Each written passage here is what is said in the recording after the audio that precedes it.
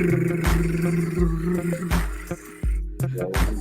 yo. Yo, what up? What's happening? What happening? What up, man? How's it going? Going good. Going good. Good for you? Yeah, it's going really well. I'm just taking a look at some stats, but yeah, it's going good, man. How are things on your end? The stat man. This song's slowly turning into my favorite song. Say that one more time. So that song is slowly turning into my favorite song. Which song? The Feeding the Ducks song, our opening jam. I didn't hear it this time. Oh no? Nope. Well, I did. Well, I'm glad you could hear it. Yeah, I am too. I was just dancing to nothing. Okay, we'll get into this week. I got Bobby Heat as the headline for episode 10. On Fuego. Yep. He was heating up 2 weeks ago. He caught on fire last week with his third win in a row and the fourth win, dude. Bobby Heat, man. Bobby Heat. Yep, he's getting ready for Vegas. That's what's happening. I'm telling you, dude. That if Damon wasn't 7-3, we'll get to the power rankings later and you'll see it. But I would have Robert at 1, based off of just these last 4 weeks, and Damon's won the last 3 weeks too. But I don't know. That's his fourth win though in a row. He does face Damon this week. It's another first place team that he's going to play in a 5-game stretch, in a 4-game stretch, really. He took down Mario, took down Drake. Now he's going to get a shot at Damon. And Damon looking like he's got a really good shot of making the playoffs along with Drake and Mario. So Robert's just got a chance to get in there and just make some noise and possibly make it to where you guys that have a chance that are just outside of the playoffs, 5 and 6, that helps you out if Robert wins. You know what I mean? Yep. Yeah. Brings everyone else closer. I think. I mean, or would you guys rather Robert lose because Damon's already so far ahead? Like, no, it's only a few games. Okay. It doesn't matter to me. I still only have 2 wins, so I'm not even going to think about that right now. I'm on to next year. We're on to Cincinnati. I'm gonna blame it on pregnant brain, sympathy, pregnant brain. That's got to be it, man. That's got to be it. Listen, I mean, when you have so many good things going for you, you can't also have a good fantasy team. Right. Yeah, it just can't happen. It's not the way that life goes. My golf game's been up lately. I'm having a baby. I can't be good at fantasy too. That's not. Come on. That's how the universe works. Yeah. Got to keep you humble. The Broncos lost this week in a barn burner, 17-10 against the Titans. Yeah, that one was rough. Rough to watch, just with knowing that Jerry Jeudy was primed to have a good game. First play of the freaking game, they take a deep shot, which is exactly what I knew was going to happen in this game. I just thought it was going to be over and over and over, not the first play and him getting hurt, which probably hurt overall morale because you know that they had a game plan scripted around that matchup. I think so too, yeah, and taking him deep a few times. Yep. That was a tough one to see. I thought so too, especially as a Broncos fan. I saw a stat this week that said that what it did is it basically just it replaced all of the Broncos scores with 18. And they would be 8-1 right now. If they scored 18 points a game? Yep. Wow. So their defense is playing incredible. They are like it's historically good. But they can't score, man. It's insane. The only time that somebody has scored more than that is I think it was the Raiders. If they would have scored 18 against the Raiders, they would have lost. They actually scored, I think, 23 or something like that against the Raiders, and they lost. But Mhm. That's rough. Wow. What a stat. Yeah. And Hackett's supposed to be this offensive guy. I'm not quite seeing that yet, but No. Speaking of offensive guys, Jeff Saturday showing up on Sunday. Saturdays are for the Colts. Saturdays on Sundays for the Colts. Yep. Saturdays may be for the boys. The Sundays are for Saturday. Yeah. That was pretty cool. How'd you feel watching that game? That was cool. They just looked like, I guess, the Colts that everyone thought would be here this year, just pounding the ball, taking some deep shots. I mean, and everyone expects this, but Matt Ryan having a longer run than like 15 other running backs in the league. Yeah, that was the cool stat that you sent us. Yeah, 39-yard rush. My gosh. I didn't know he could do it. You know who he didn't have a longer rush than? It's Jonathan Taylor. It's true. You know why? He saw the crowded backfield on my team. I had to trade him away, and it like boosted his confidence. Yeah. And then he started playing well. So Yep, he knew he was going to get more touches. Was the thing. Yeah. Yep, and I have to mention it. He was the last leg of my 4-leg parlay that I needed for those touchdown parlays on Sunday. So that felt really good to see that. I felt bad. I was watching it with my dad. My dad's a Raiders fan, and he took off, and I was like, "Go, go, go, go, go, go!" And he scored. Fuck yeah! Yep. I looked at my dad. I was like, "Sorry, my bad." He's used to it. He's a Raiders fan. Yeah. No Sorry, big deal. Tom. But yeah, that was cool. It was cool to win some money. That was my first big weekend that I've won in a long time. And now I just feel like baby in the money. You know, sometimes I do that and then I'll bet a bigger amount of money, but I'm just kind of stingy with it. I'm thinking about just holding off and pulling it all out and going to Vegas with it. You know what I mean? Just play blackjack with it in Vegas, but. Or you could try to double up before Vegas. Yeah, why not? I could do that too. It's house money. Yep. Eagles Take those lost. road dogs. What's that? Take the road dogs in a I parlay. always do, man. I always take road dogs, and your little stat helped me also win one this week. I'm glad that I didn't bet on it in the Eagles and Commanders game because that one would have missed. But that was 50%, man. You can't. I mean, whenever you can kind of look at something like that, and for people that are wondering what it was, Sean was saying that anytime that a spread is 9.5 or more points, you should take it. You should take a look at the under and probably take the under. He saw that. It's like 60 or 70% of the time, or something like that was the stat. Like it's like a crazy number. That's crazy. Yeah, that's crazy. 60, 70% is insane, and you can almost just do it blindly at that point. You know, and just know you're going to lose some, but you're going to win a lot more money. Yeah, and like whenever you're not going to see that many that are that big either. So, you know, you're not going to get 4 or 5 opportunities most likely to do it in a week. You're only going to get a couple. So if you're trying to do it and like get a real feel on it, it's going to take 3 to 4 weeks or whatever to get a good, you know, I don't know what the word I'm looking for, like a good sample. Excuse me, like a good sample size of what you're trying to do, you know, because if you do it 1 week, like this week, it would have been 50%. Say you do it again next week and it goes 50%, and then you're sitting at 50 and you're like, well, this isn't 60 or 70%, but it's more about doing it over time. That's why it's like, you got to do it on every bet kind of just like I do with those road dogs. What was the over under on the Eagles? I don't even remember what it was. I know that I told myself if that Chiefs and Jaguars one was going to hit, I wasn't going to take the Eagles and Commanders one.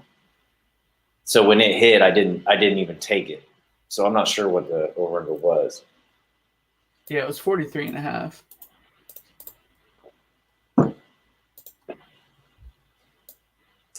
I crushed that.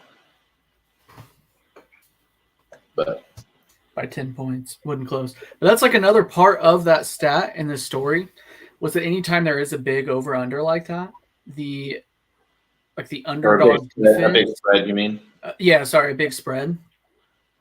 If there's a big spread like 9.5 or greater, the opposing defense like plays out of their mind, and that's why the under usually hits. But like for DFS purposes, that might be a play like, hey, there's such a big overdog that we need to play the opposing defense, play the underdog defense if it's a big spread. Yeah, but I mean that could also be, because they're going to be low ownership. So I'm like in the tournaments on DFS, it's like just a play to take a shot in the dark. Yeah, and hope that it's just going to miss really, like they're going to miss really bad. That the reason that would kind of scare me away from that would be that say that you take the Chiefs and the Jaguars, for instance. That game, that was one of our high over-under games last week. The over-under on that was 50.5. Yeah. And the spread was 9.5. Now, I would have definitely thought that the way that Vegas or whoever makes those spreads was thinking that the Chiefs were going to take 35 of those points.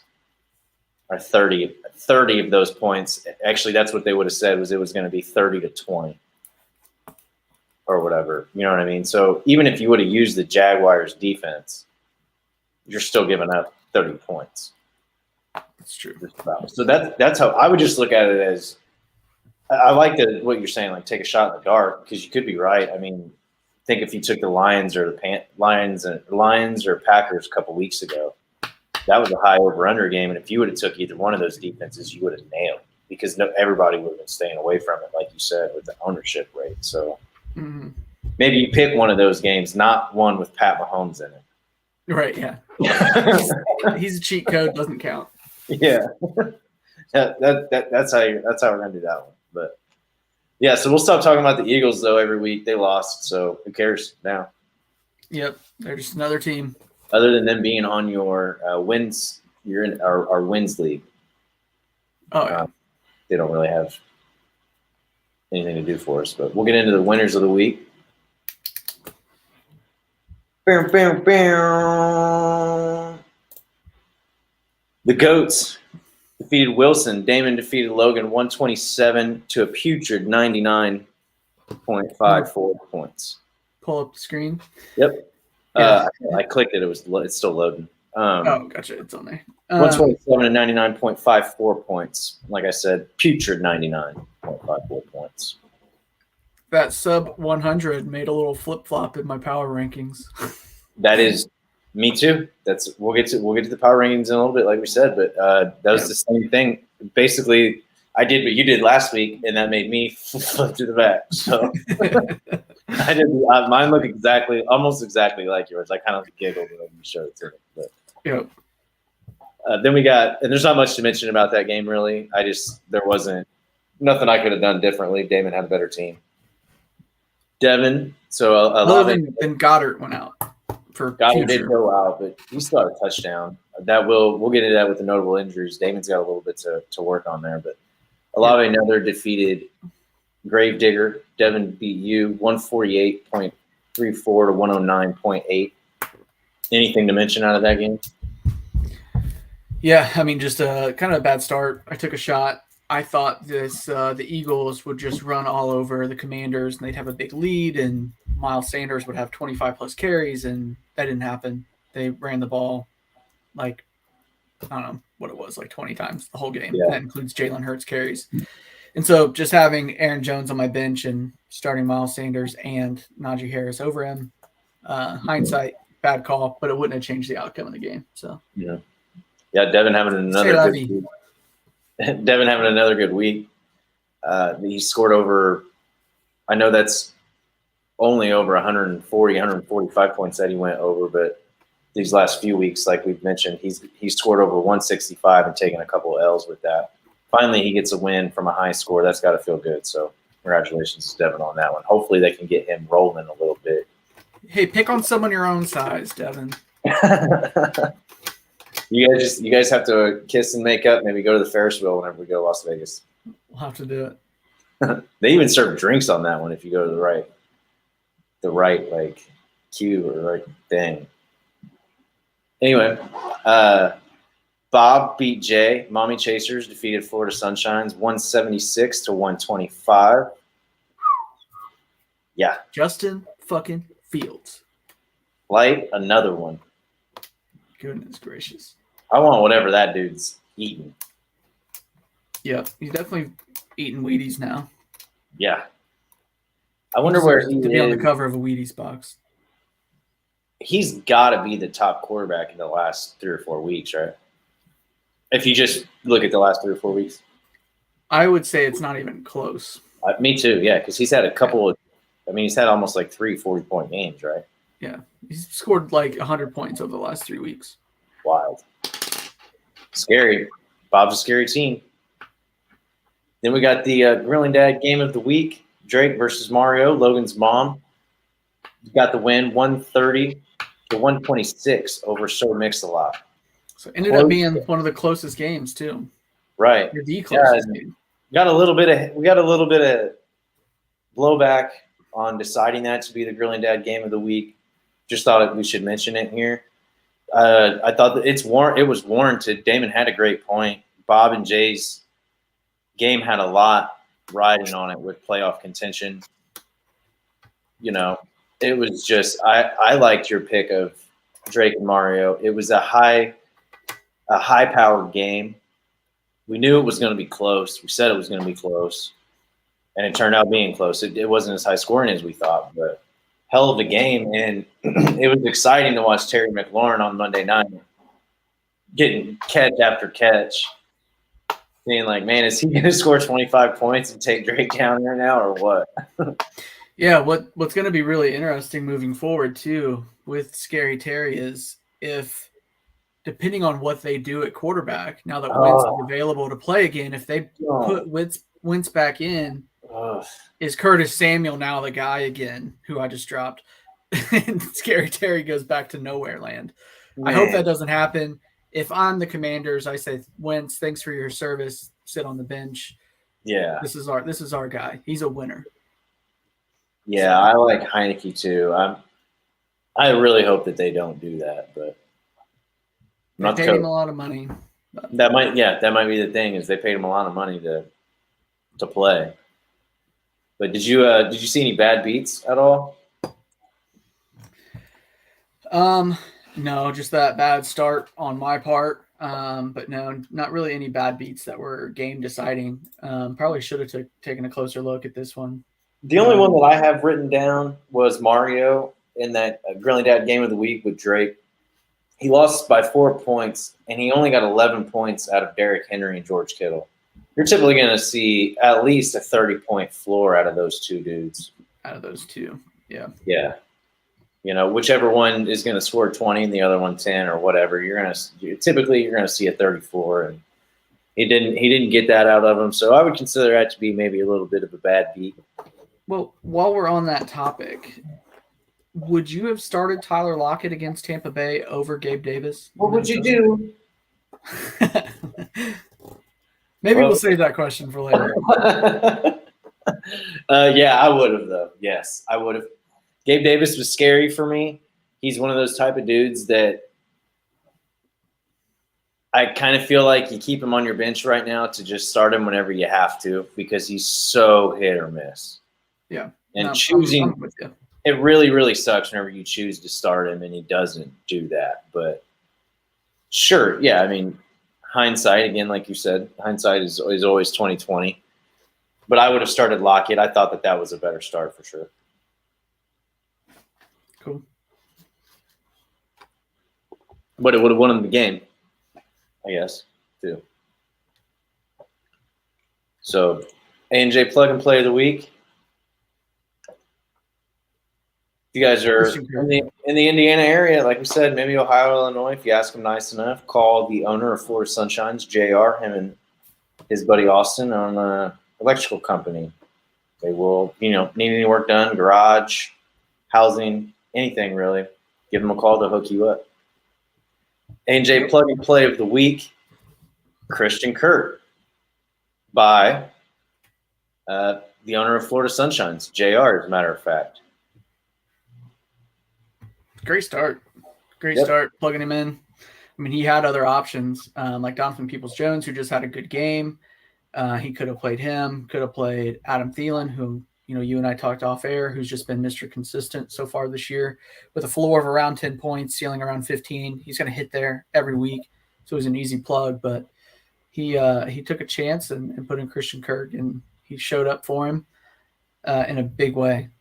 Yep. Not big enough, unfortunately. Sure. And I mean, he's playing Great for 176 points, but that was an awesome play. Yep. See any bad starts? Just mine. Which ones? Miles Sanders. Sure. Yeah, and Najee over Aaron Jones. Yep. In hindsight, it was a matchup play for both of them. But that's what sucks. I feel like when you've got good players and not necessarily a great one, that's going to happen. You're just going to play the wrong players some weeks. And this year has just not gone the way. Usually I can kind of pick those out. It just hasn't happened this year for me. Mm-hmm. Yeah, the only one that I have written down was Kyle Pitts, Devin. Devin. Every week, bro. Devin. Kyle Pitts is not good. And look, this week he plays me, and he's got Kyle Pitts on his bench. It's like, come on, man! Like, I thought you're gonna start Kyle Pitts. Well, what we should have done is had him be the plug and play of the week. Hyped up Kyle Pitts, made him sound awesome. Devin, what a great play, man! You're so smart. This is why you're winning, because you keep playing Kyle Pitts. Oh, you should send them that link, by the way, if anybody wants to tune in right now. What would you do if your son was at home? But yeah, I just don't like the Kyle Pitts start on anybody's team in this 8-man league. This is gonna it's gonna sound very contradictory of what I just said, but this week he is in a high over/under game, so it is a week that I maybe would start him, but I'm gonna give a bad start to it every time. And then I also you could look at any of my guys and probably say that none of them should start on anybody's team after the week they had.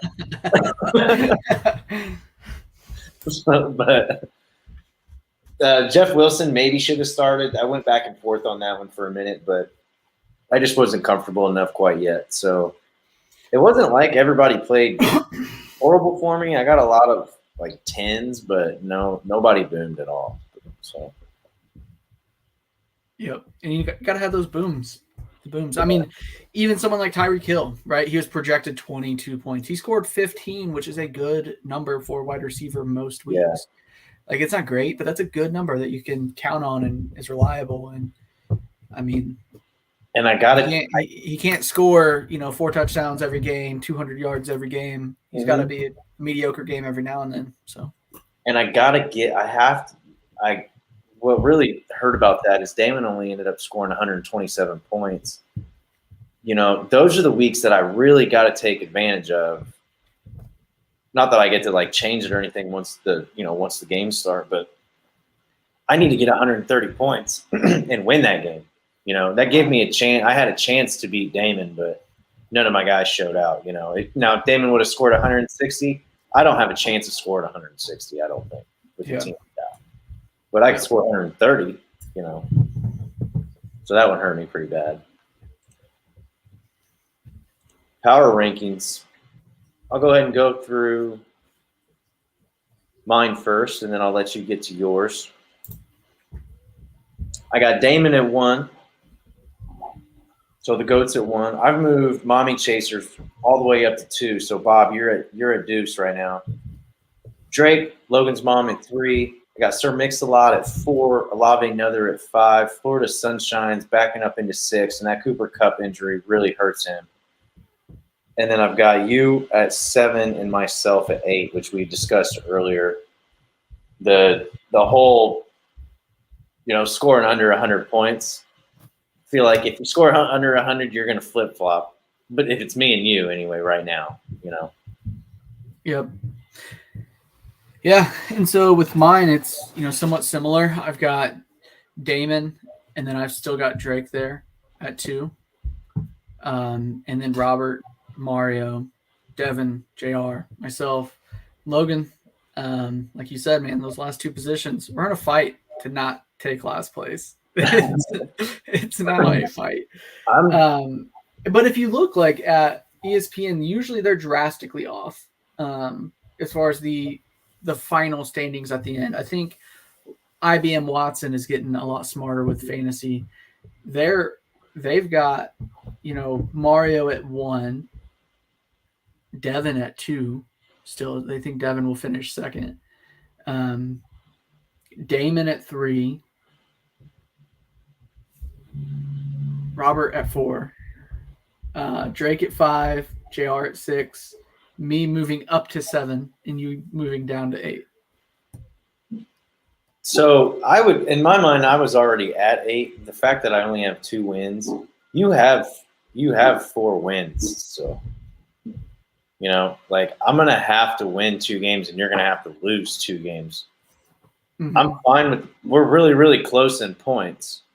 So, as far as that goes, you still got 1% chance, man. But I think I'm already kind of considering myself getting last place. I'm just trying to figure out which car I'm going to put it on. That's about all. Yeah. We'll get to the waiver ads. Notable injuries. Looked like a pretty heavy week. Lots of people went down. With injuries, yes, definitely. We had injuries to Cooper Kupp with an ankle. He's going to miss some time. A.J. Brown, he went down with an ankle injury. Not real sure if he's going to miss time or not, but that did not look good, and they're saying that you should expect him to miss some time. Who was that, you said? A.J. Brown. Yeah. Yep. We'll see how long. It probably won't be an IR situation, but we'll see. Okay. At least last time I read up on it. Probably a couple games. Okay, so no IR. That's good for Damon. Dallas Goedert is, however, going to the IR, I believe, for the shoulder injury. So that's 4 games. That's going to hurt Damon. There's not a whole lot of tight ends out there right now in our league that are performing that well. Yeah, he grabbed the hot Cole Kmet to replace him. Scored 2 touchdowns the last 2 weeks each game. But that's not going to continue. Flowers to Damon, though, on that, because that Cole Kmet is a nice little pair up with Roberts' Justin Fields going into that matchup this week. Yep. Zach Ertz going down with a knee injury. He's likely going to miss the remainder of the season. I think they're getting a second opinion on it, but it's not looking good. Usually whenever you get a second opinion, it's not good. It meant that the first one was not cool. I guess. Not cool. Other waiver ads. I did pick up Mike Williams, like you and I talked about. Not real sure if he's even going to play this week, but it was worth a pickup. I don't really have a reason to save my waivers right now. I almost didn't even pick anybody up because I sort of considered myself out of the race. But I figured if I'm also trying not to get a license plate, I'm gonna have to. I gotta pick up people. That's kind of why we do that last place punishment thing, is so people don't stop playing. And it wasn't that I was gonna stop playing. It was just I didn't want to jump into waiver ads and add people whenever it's like, hey, you got no shot. I remember last year, I think in the playoffs, I think it was Damon added somebody. And he was out of the playoffs, and everybody was like, Damon, what the fuck, dude? Why did you do that? There's a reason he's got that license plate. Dick.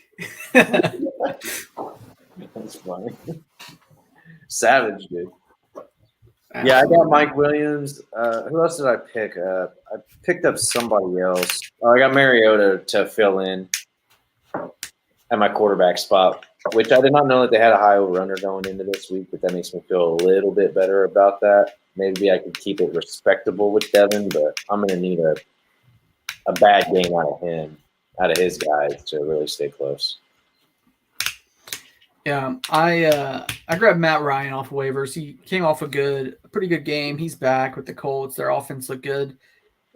And I dropped David Montgomery mainly to make it easier on myself every week. I'm not going to play him over the other guys, and he's not going to be somebody that anybody wants in a trade. So somebody needs a running back off of the waivers, go pick him up, get yourself, really excited for somebody who Khalil Herbert's out. He's going to get a lot of carries, and congratulations on the 8 points per week. I also already dropped Matt Ryan because then I realized that he's going against the Eagles this week, who I don't want to go against. So dropped him for Taylor Heineke. Good pick. Good pickup. He's that dude right now. He's fun to root for. He is, man. I like him a lot too. Logan's mom had a Christian Watson. He had a big week this week with the Packers. Do you think that that's something that's going to stick around? Dude, I do. He, if you look at the target share, he had a higher target share that game than any Packers player this year, the whole year. Like nobody has had that many targets in a game this year. So they're looking for him. Week 1. The stat man. The stat man. Week 1, he had targets, right? He had targets week 1, and unfortunately, he got hurt. They drafted him 2nd overall in the 2nd round, right? So not 2nd overall, sorry, 2nd pick in the 2nd round. So it's one of the highest draft picks they've ever spent on a receiver. So they're high on this guy, and you can see why, how he just played. So now that he's healthy, I think that's going to be Aaron Rodgers' go-to guy. I think there's still a ceiling there because I still think Aaron Rodgers is washed. I just don't think he's that good anymore, which is unfortunate because I like him, as a football player. But we'll see. I think it's a great pickup. I think he's going to be that dude.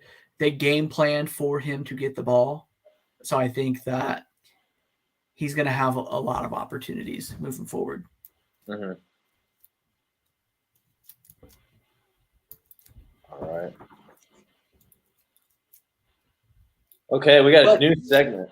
Really quick, I will say, right before the show, I made a couple of moves because I was looking at some stuff. Kadarius Toney, I had him on my team, dropped him before. I picked him back up because he did score that touchdown. But more than that, he got 2 carries, and he had some targets, plus Juju being in concussion protocol. He kind of steps right into that number 1 receiver role. Leapfrogs Sammy Watkins, who also just had a good game. Mm-hmm. So that's a play. Who knows if I'll plug him in or not. And then dropped Jaylen Warren, who I'm actually a huge fan of and love watching him play. He's better than Najee. He's basically Austin Eckler 2.0. So get rid of that. He's that good. I mean, he's going to be the starter there. If not by the end of this year, the next year. But I'm grabbing Rachaad White from Tampa Bay, who earned a spot and is now named the starter. Oh, really? Bay. I did not know that. Yeah. Well, now you do. Boom. So now I got another starter, and he's on bye week, so no one else is really going to grab him. So I did see that Devin also, whenever I was just looking through the recent activity, Devin did pick up Trey McBride back up to Zach Ertz. Do you think that he thinks that was a little sly move to go against me?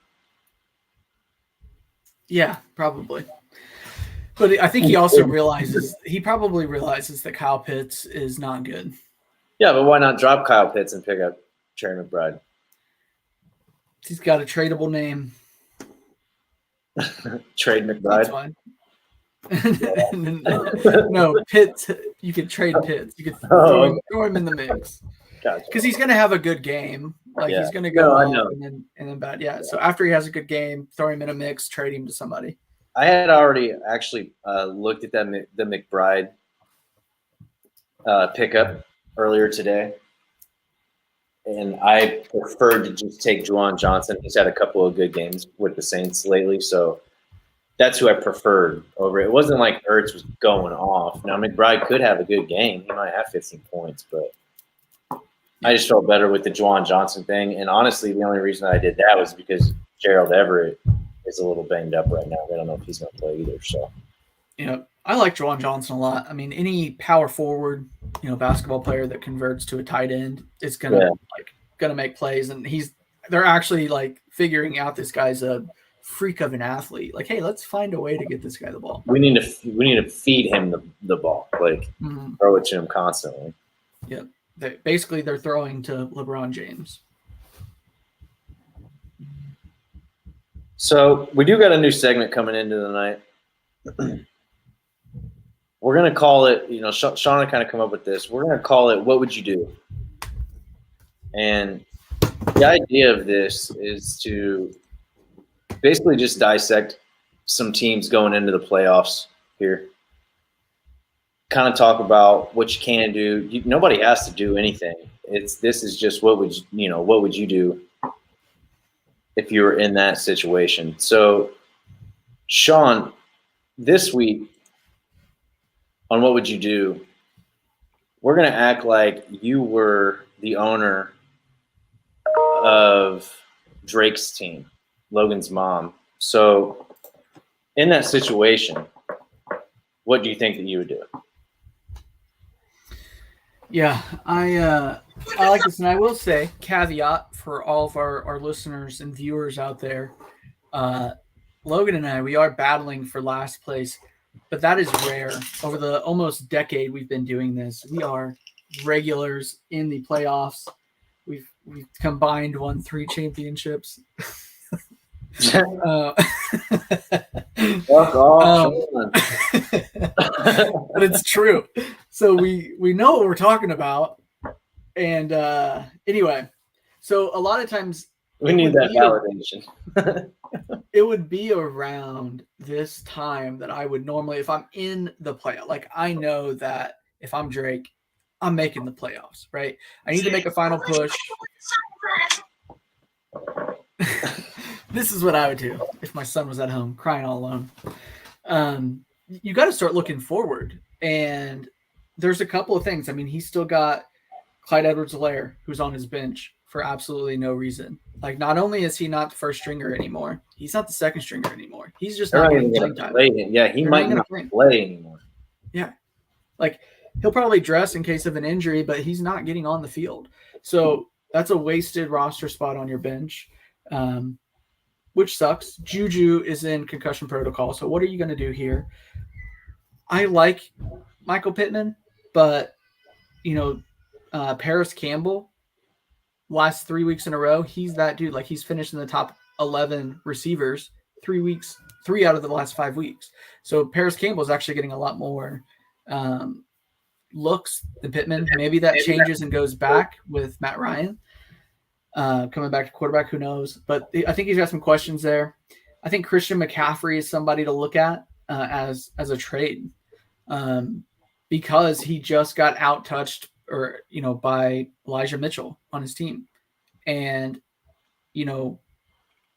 their coach coming out and saying that's not a fluke. That's going to continue happening. Like, yeah, Christian McCaffrey is really good, but Elijah Mitchell is too. So they're going to split carries. So I think that's what I'm thinking about. I'm thinking about, can I trade somebody who's as good as Christian McCaffrey that's going to start splitting carries? Like, is he getting enough to start on any team? Like, for sure. He's definitely top 5 running back, right? But can you go get somebody who's going to have more carries and more opportunities and have more of those boom weeks where you're scoring 30 and 40 points rather than a solid 20 every week? Right. So I'm thinking about that. I'm looking at the playoffs and who are the matchups, right? Like, is Christian McCaffrey going to be going against really good defense as the Buffalo Bills defense that first week of the playoff starts? If so, I don't want him. I mean, I'm going to play him if he's on my team, of course. Absolutely. I'd rather, if you could have a Dalvin Cook going against Houston that week instead, my gosh, man, it just sets yourself up for such a better position to win that first week of the playoffs, which is so important. So that's what I'm looking at. I'm looking forward at this point and knowing, like, I'm making the playoffs. How do I win that first week of playoffs and put myself in the best position? Mm-hmm. Something that I do want to mention to you, and that's, you don't know what – you're just using that as example, right? You don't know who Christian McCaffrey plays in the – Yeah, I haven't looked. Correct. Yeah. So just to let you know who he does play, week 15, so the week before – the playoffs, he does have Seattle. And then in week 16 and 17, he's got Washington, and then he's at Las Vegas. That's a pretty sexy Super Bowl matchup. That is, yeah. If you get him, if you get that far, that's a pretty good matchup for Christian McCaffrey to be there. But like I said, that's just mentioning that, you got to get there. What could you look at? What could Drake do to maybe look at trading him to get somebody better, get maybe better in a couple of different spots? So I get what you're saying. I love it. Because if you could trade him and get somebody else who's really close and partner that with someone to upgrade your wide receiver position that's questionable, yeah, right? Like, why not? You're still going to get another good running back in return who might have a way better matchup in the playoffs or like a similar matchup in the playoffs, and go get yourself like re-up at wide receiver. Also, do the Niners have they already been on a bye? Yeah, week 9. Okay. Because that's always something to consider too. But if he's already been on a bye, then you don't have to worry about it. Yep. What about you? That was a fun little segment. We'll do it every week. We'll kind of touch on. We'll try to do new. Somebody new each week. Somebody that's actually in it. Somebody that's either just outside of the playoffs or in the playoffs that can maybe strengthen their team a little bit. So. Cool little segment, Sean. Appreciate that.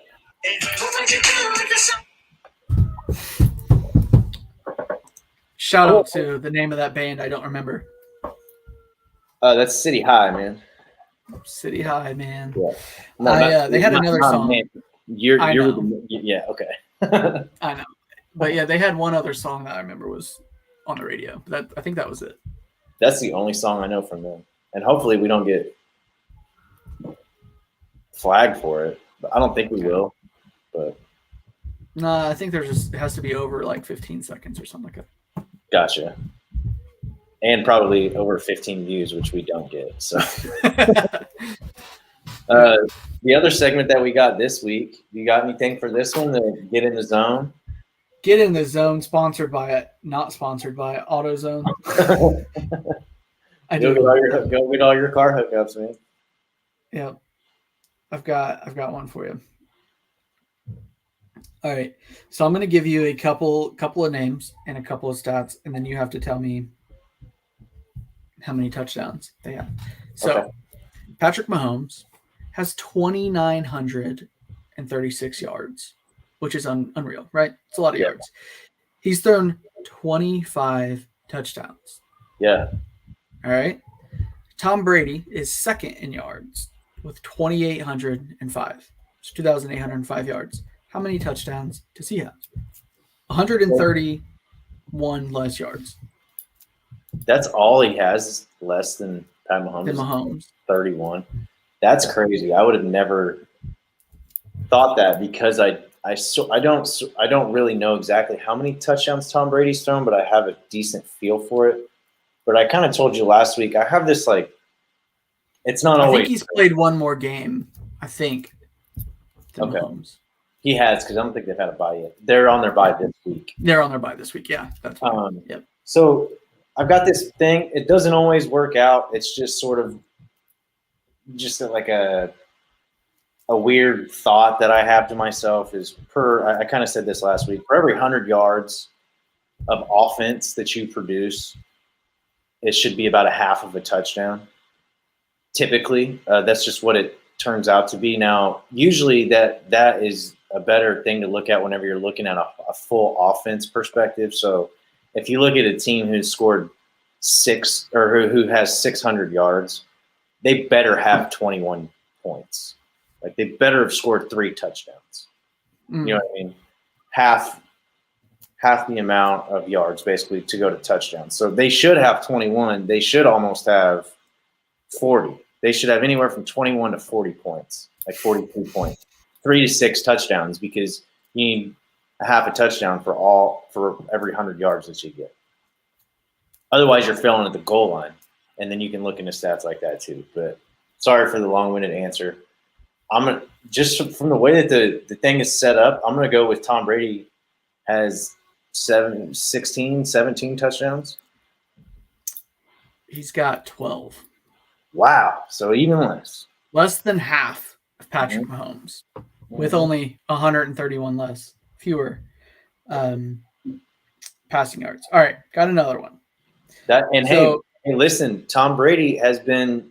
They have ran the ball a lot at the goal line, and they have also failed at the goal line multiple times while I've watched Buccaneers games. So, you know what they started doing? Makes sense. Throwing the ball to Chris Godwin. Yeah, TD's nuts. That was nice that hit.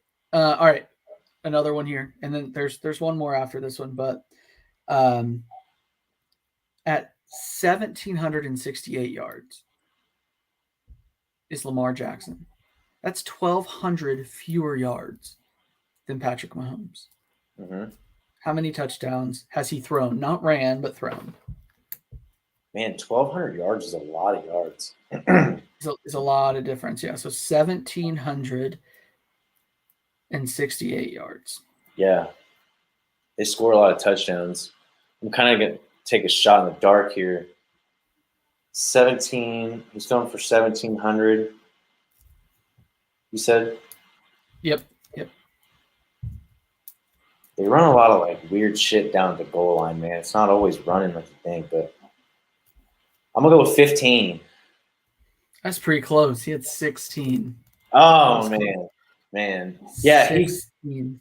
The reason that, like I said, the reason that I kind of went on that one is that one again. So that one sometimes that goes against the grain of what I say, and like I said too, that what I say has no scientific backing. It has no stat backing to it.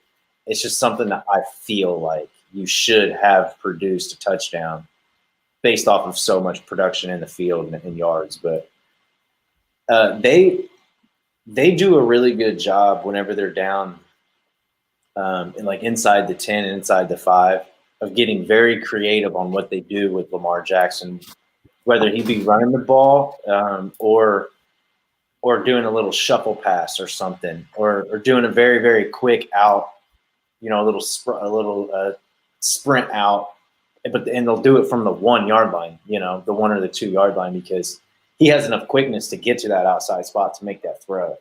So I think that they spend a lot of their goal line plays on him throwing the ball. So that's why I would attribute that he gets more touchdown passes out of his yardage than, say, Pat Mahomes or Tom Brady would.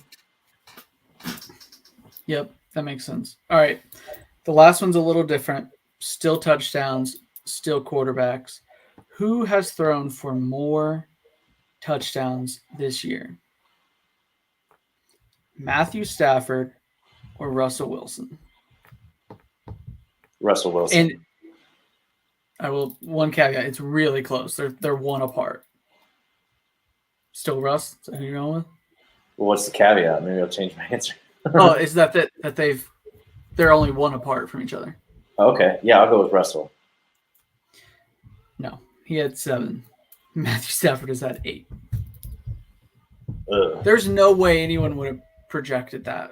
That makes me want to throw up. Yeah, that makes me want to throw up, dude. Look, and I get it. Pat Mahomes is a cheat code, right? But he's got 25 passing touchdowns. He's eaten up just as many of those touchdowns to yards ratio as Lamar is.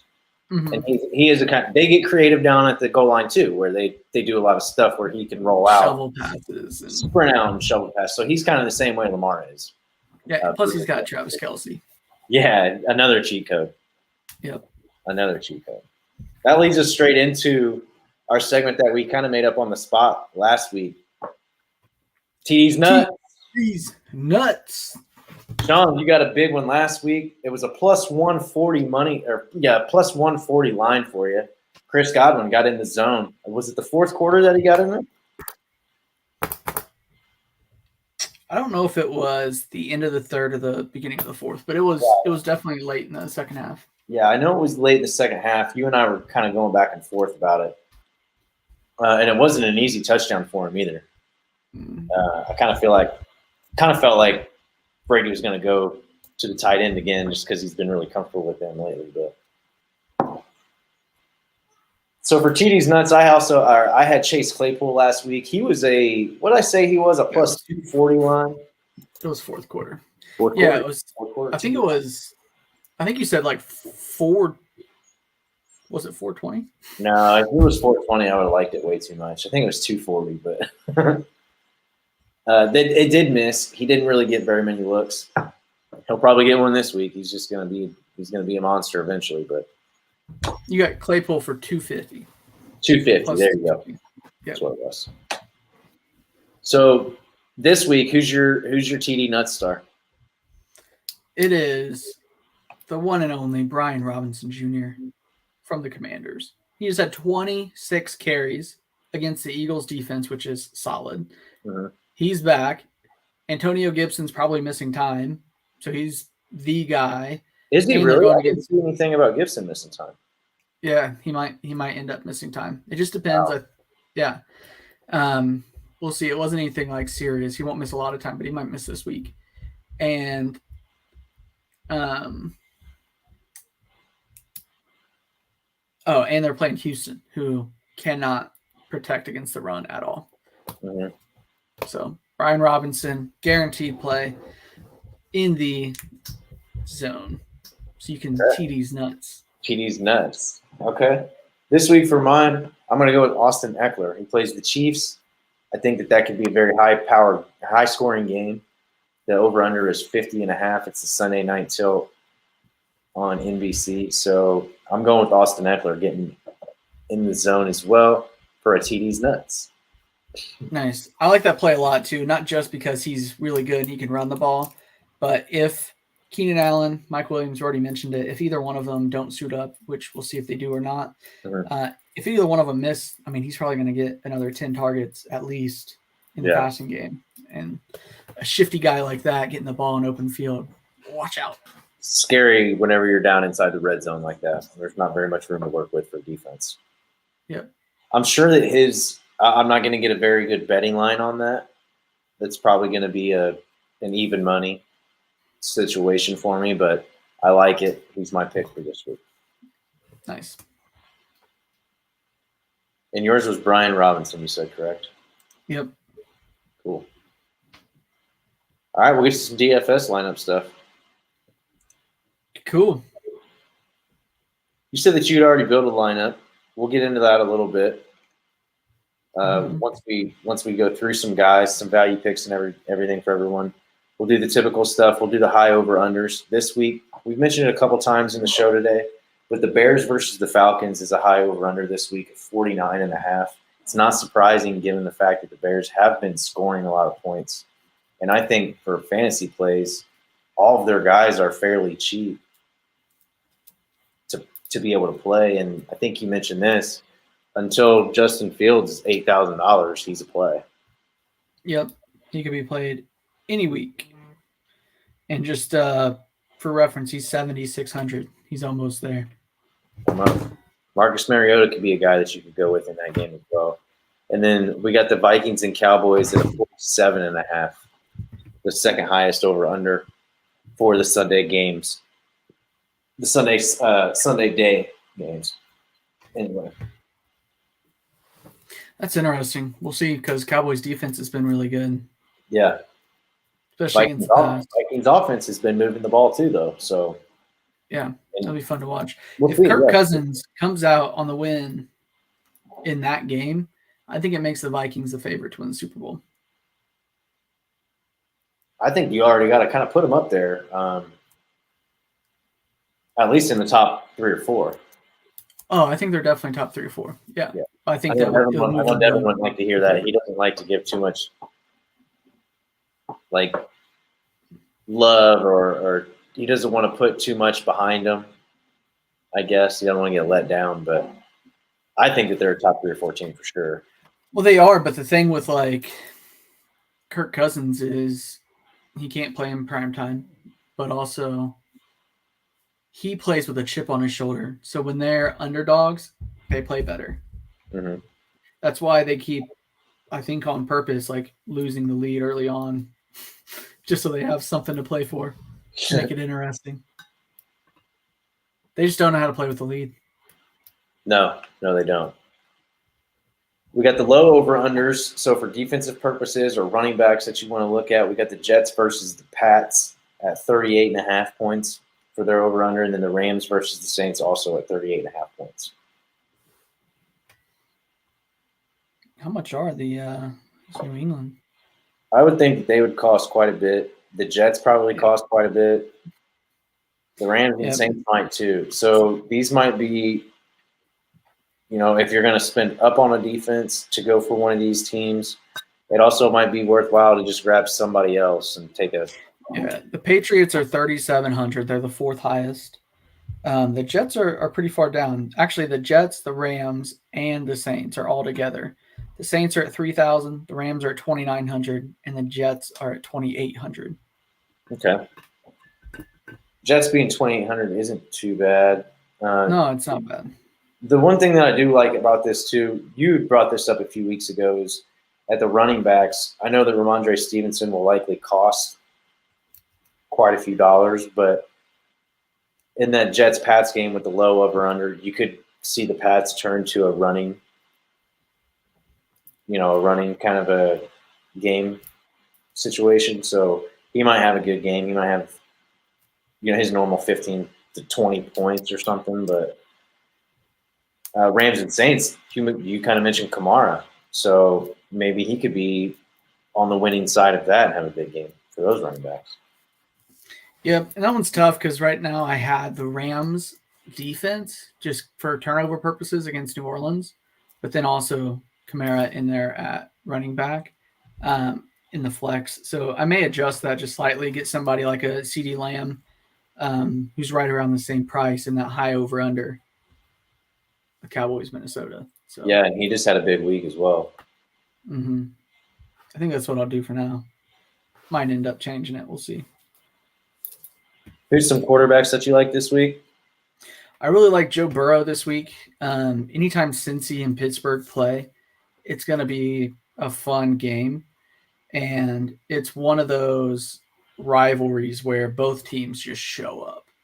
Mm-hmm. So it's going to be dirty. It's going to be nasty. But I think that Joe Burrow is going to come in and, it's an away game for them playing in Pittsburgh. And just the way Pittsburgh's defense, TJ Watt's back. But outside of him, they've not been good. So we'll see how much that changes it. But for now, I really like Joe Burrow, especially with a stack with T. Higgins and Tyler Boyd. Mm-hmm. So there's no corners. All the corners, they don't like Pittsburgh anymore. Yeah. Yep, they don't like that place. Running back wise, I had a couple that I noticed. I like Devin Singletary this week. He seemed like a decent play. He's getting a lot of looks right now too. Yep. They got rid of old Zach Moss there, and he's getting the load. And he's only $5,800. That's not a bad play at all. Mm-hmm. I got to go with my TD's nuts guy. 5,300 is Brian Robinson. So I'm playing him for sure. I liked him or Antonio Gibson, but I didn't realize that Antonio Gibson was facing an injury. And then I also like your Cordell Patterson. Yep. That's a high over-under game and getting him in there. They run the ball a lot, but when he's healthy, which he is now, they throw the ball to him a lot out of the backfield. So, yeah. One more receiver that we had both sort of mentioned, but we're a little reluctant about it was Darius Slayton. Costed $6,300, so he's not exactly cheap, but might be somebody in that cheap to middle cost. He's playing Detroit, though, right? I think they are playing Detroit. Yeah, so that's like a juicy matchup. Mm-hmm. Any receiver that's got some speed going against Detroit can score. I'm sorry, he's only $5,000. He is cheap. Yeah, that's pretty cheap. You know who's cheaper and I like? Brian Skoranek. Ben Skoranek. Ben Skoranek. I messed up his first name. I was focusing so hard on his last name. Brian Skoranek plays for the Rams, dude. Yeah, Ben Skoranek. That's a tough name to say, but with he just had 7 targets, right? He only caught 2 passes, but that's with the backup that was in. Cooper Kupp went down. He played 98% of the snaps, which is just unreal. That's more than Allen Robinson played. He's that next man up. He's shown when he gets the ball, he can make some plays. So we'll see what happens with him being the one. I'm sure the corners in New Orleans are going to be more focused on Allen Robinson. So we'll see. No, I thought that was kind of a cool little fun pick. And he's only $3,900. Wasn't somebody that I thought of. Yeah, I do like Donovan Peoples-Jones at $4,600. He seems like a pretty decent play right now. I think Brissett's going to throw to him. He's only got one more week left with Brissett, I think, right? Or are we looking for a couple more weeks before Watson comes back? Yeah, we'll see. I think it's only one. But okay. I didn't know if they were planning on giving him a week or whatever in practice or an extra week or what the deal was. Tight ends. It's Deshaun Watson. He doesn't need the extra week. Yeah. He's loose. You got any good tight ends? Yeah, we've got Foster Moreau, the Raiders tight end. He's only $3,700. He's getting some pretty consistent targets coming his way. I mean, the last 4 games, it was 5 targets, 9 targets, 5 targets, 4 targets. And he just scored a touchdown. So, and going against Denver, who does have a really good defense, but the Raiders can score some points. They just don't show up late in the fourth quarter this year. So we'll see what happens there. Yep. What about you? Any tight ends you like? I like Cole Kmet, but he is $4,100 now. Other than that, I like Foster Moreau as well. I thought that for $3,800, that's kind of hard to beat. He's seeing a good target share, so I would rather spend cheap on a tight end and spend that $200 or $300, whatever, $300 on somebody else. Yep, right there with you. How about our pick 2? So last week, week 10, very poor week from both of us, if you ask me. I think this might be our lowest scoring week that we've had, but you defeated me 30.6 to 17.3. You had Saquon Barkley and Pat Freiermuth, 23 from Barkley, 7.6 from Freiermuth, and then I had Nick Chubb and Zach Ertz. I only got 15. Well, I got 15 points from Nick Chubb. That was a floor week for him, and then I only got 2 out of Zach Ertz, of course, with him going down early in the game. So takes you to a 6-3 lead on the season. Man, I sure can pick them. Sure can. What are we doing this week? What positions? For this week, so last week it looks like we did running back, tight end. Let's do wide receiver, and I don't have a coin around here. We'll definitely do a wide receiver and running back or quarterback. What do you think? Let's go running back again so I can take Brian Robinson in all 3 things. There you go. Okay. All right. I like that. Because I won't take him, so that'll be Go ahead and settle that score right there. RB and WR. Well, I'll go ahead and take Eckler then, because I can. That'll take Eckler. That means you can choose Eckler from now on, since I have now chosen him. Or what? Or did we decide that it's just you can only use him once for the whole year? I can't remember. I think that's what it was. Yeah. Once for the whole year. For the whole year. Yeah. So we're done. Yeah, it was because it was. I remember now. I remember the conversation about Rodgers. So I'm gonna take Eckler. Okay, running back and receiver. Yep.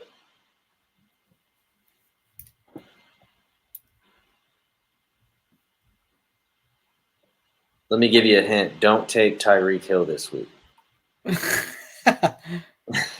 Or do me a favor and take him.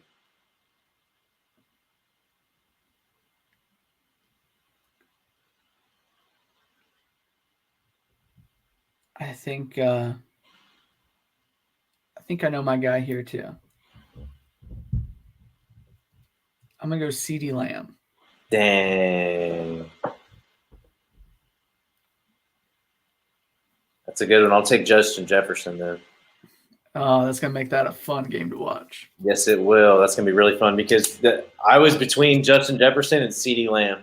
That's how I was too. Kind of just like I'll take whichever one, so I don't care. Like, cool. That one will be really fun to watch. Yeah. Hopefully, I actually get that game. That should be the Fox game of the week or whatever. It's the Cowboys. It's really likely that it's getting shown. Yeah, they usually show them like nationwide. Yep. All right, we'll get to the predictions for this week. Going straight into it, we got Olave Another versus Wilson. Devin versus Logan. Who you got? I'm going with the guy who can score 170 points a game versus the one who cannot. Yep. I'm gonna go with Devin there too. No reason to even go over that too much or analyze it. So we got Sir Mix-a-Lot versus Gravedigger. Mario versus Sean. I got Mario in that one. Again, the guy that's just been scoring more points. I gotta pick him. Yep. We had a team meeting earlier today. I think we've been motivated and inspired. So I'm going with Gravedigger. All right. Sorry, Mario, you're going down. Ooh. I will say that you need it more than Mario does. So sometimes a team that needs more is a team that's a little more hungrier gets the win. We got Florida Sunshines versus Logan's mom, JR versus Drake. Who you got? I think this game is going to be really close and dealing with some injuries there in Florida. I don't think it's all sunshine and rainbows anymore. So going with Drake. I got Drake in this game as well. For most of the same reasons. JR seems really, really banged up right now. It's nothing of his fault. He's got a good squad. He's made some good trades. He's got two really, really good quarterbacks. It's just the rest of his team has failed him a little bit in these last couple of weeks. Hopefully he gets Ja'Marr Chase back quickly because he's going to need him. But I got Drake in this one. Last but not least, Grilling Dad game of the week. You want to take this one down, Sean? Yeah, of course. The Grilling Dad game of the week. We've got two of the hottest teams in the league. Just, man, I feel like if I even touch the screen right now, my hand will burn. We've got the GOATs, Damon winning 3 games in a row, Robert winning 4 games in a row, going from worst to first is his where he's heading right now. So this is going to be a really fun game. I think it's actually going to end up being really close and probably both teams score over 150. But you got to roll with the hot hand, man. Justin Fields and that Mommy Chasers team is taking the win. I love that breakdown right there. I also think this is going to be one of the highest scoring games this week. It's going to be close. I think Damon's going to be a little banged up with A.J. Brown likely not playing and Goddard going to be out as well. Even with the two, I don't think it would be enough to match the firepower that Bob's been coming with lately. He's hitting threes from the logo right now. Like, he just can't. I don't know what you're going to do to try to defend that. Bob's on fire.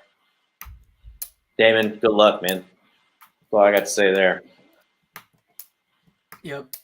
Damon, if I were you, I would try to take Robert out Saturday night, get him real drunk, get his phone, take out some of his players, and then make sure he doesn't wake up before 1 a.m. or 1 p.m. Yeah, like go over to his house and just kind of start hanging out, soften him up a little bit. That's what it's going to take. Lure him over with some barbecue on that new grill you got. Free haircuts, free barbecue. Come on over, Bob. We'll talk about our fantasy lineups, and I'll take your phone away from you. All right, dude. I'll see you later. See you, man. Pod and Cod, let's go. Yes, sir.